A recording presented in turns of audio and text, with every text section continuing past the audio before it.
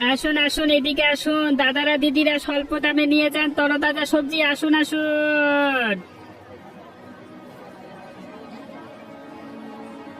ভাই, আমাকে 1 কেজি পটল দিয়ে দাও তো।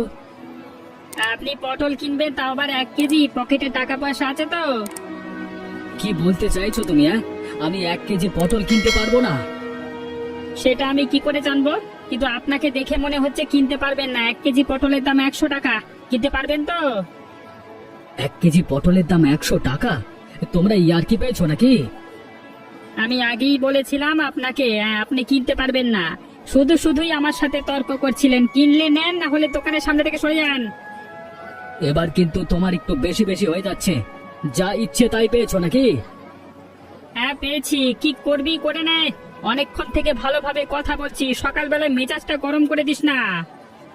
তুমি কি ভাবছো জোর গলায় কথা বললে আমি ভয় পেয়ে যাব? আমি এই ব্যাপারটা মোড়ল মশাইয়ের দোরগোড়া পর্যন্ত নিয়ে যাব। আরে যা যা, তোর মতো কত এলো কত গেল, যা পারিস কর। দরকার নেই এত দাম দিয়ে সবজি কেনবার।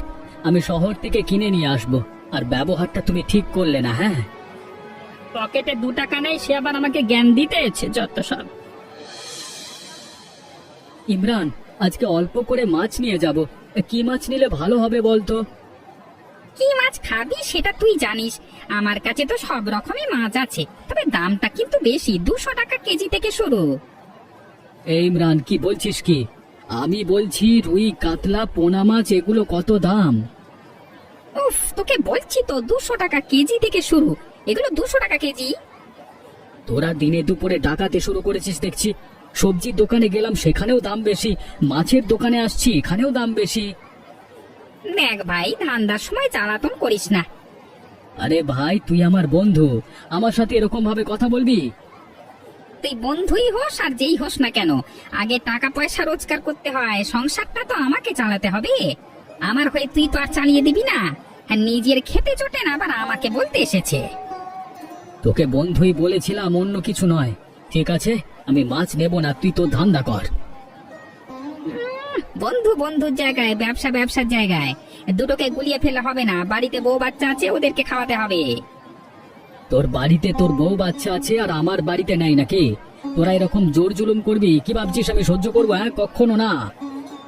তুই তো চলে যাচ্ছিস, আবার বকছিস কেন রে? যা তো এখন। সকাল সকাল মেজাজটা খারাপ করে দিল। রামু, মাছ তো শেষ হলো রে। বাজার থেকে সবাই টাকা পয়সা দিয়ে গেছে তো? সে আর বলতে, প্রথম দিনই দিয়ে চলে গেছে। আপনার ভয় তো সবাই থাকে। সবাইকে ভয় দেখিয়েই রাখতে হবে, তবেই তো আমরা কোটিপতি হতে পারবো। মোড়ল মশাই, মোড়ল মশাই, আপনাকে একটা বিচার করতেই হবে। এভাবে জোর জুলুম সহ্য করা যাবে না। আরে আরে, আপনি এভাবে ঢুকে পড়ছেন যে? কার অনুমতি নিয়ে এসেছেন? আর ওকে বলতে দে। তুমি বলো, কি বলবে? গ্রামের হাটে সবকিছুর আগুন দাম, কিন্তু শহরের এই জিনিসপত্র এত দাম নয়। আমি প্রতিবাদ করলে আমাকে অপমান করে। আপনি কিছু একটা করুন, আমাদের মতো গরিব মানুষ না হলে কোথায় যাবে? এখানে আমি কিছু করতে পারবো না। ওরা নিজের টাকায় ব্যবসা করছে, ওদের মাঝে তো আমি ঢুকতে পারি না। কি ভেবেছেন আমি কিছু জানি না? আমি সব জানি।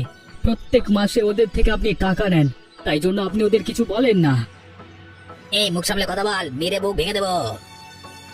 আর রামু, তুই চুপ কর না। হ্যাঁ, আমি ওদের থেকে টাকা নেই। তুই কি করবি করে নে, আর যেমন চলছে তেমনই চলবে।